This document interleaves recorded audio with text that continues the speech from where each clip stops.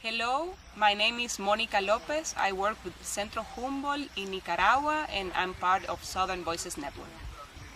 Hello, I'm Herbert Molkomo. I am the National Coordinator for the Civil Society Network on Climate Change, which is affiliated to the Pan-African Climate Justice Alliance, and I am also the facilitator for the Eastern and Southern Africa region of the Southern Voices Network, just like Monica is the facilitator in the Latin American region for the same network.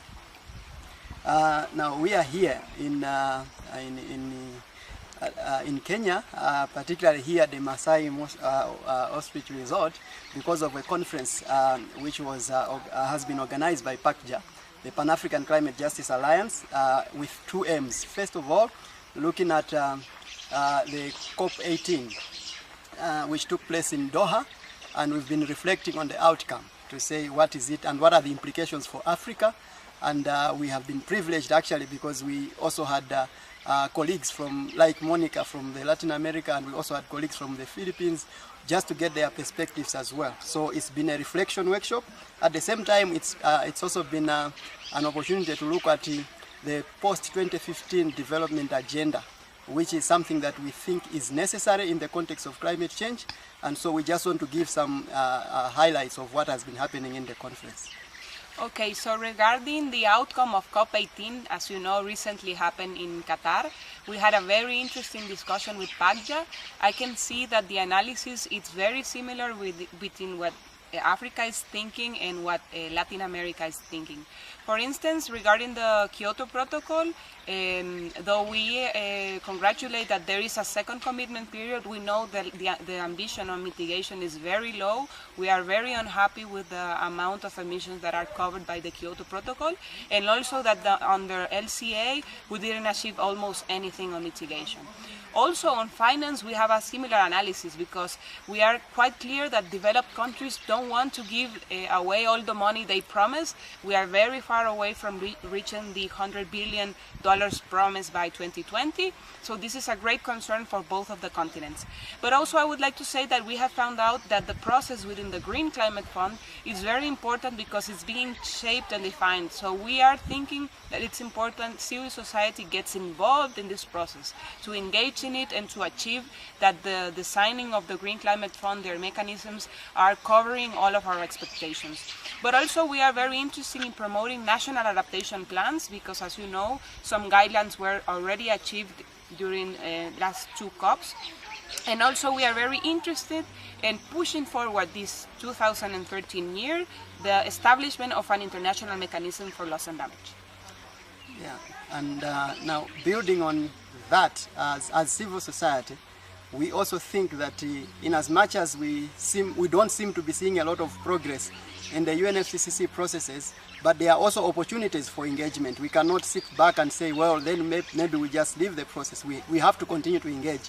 And one of the platforms that we see to be very critical and strategic moving forward is the defining of the development agenda by the global community beyond 2015. And so the climate change will become very important in that context because everything that we've been trying to do, if we look at, for example, the Millennium Development Goals, we see that climate change has a lot of impact in each of the goals that we had set. And so as we are defining the new agenda, it is important that we should reflect climate change very clearly, and we should be able to have things that we can measure to say, okay, if this is how we want to move as a global community, how is climate change going to impact, and therefore how should we plan appropriately? So that's why this conference has helped us, and we actually have been discussing on how best we should articulate these things. So for example, the issue of environmental sustainability is quite key already in the discussions. But the problem so far has been that civil society networks involved in climate change have delayed in involving themselves in this process. So we think this should catalyze interest among us as networks involved in climate change to identify opportunities that we can engage various processes starting from the national level, to be able to link with our governments, but also to see what is happening in terms of the international process, like the high-level panel, which will be meeting at the end of March. And we also have other processes, including the General Assembly coming up in September.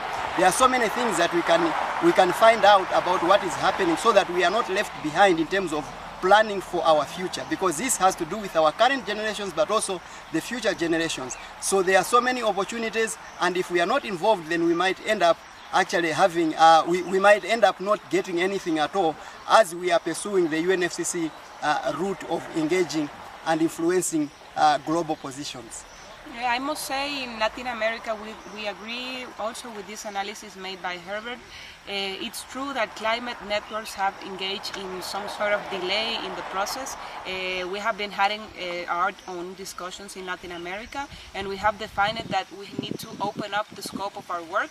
We are working on climate change, but we also need to work on the post-2015 agenda, on the definition of the Sustainable Development Goals. So for us it's very clear that we need to push leaders to have this discussion with us nationally.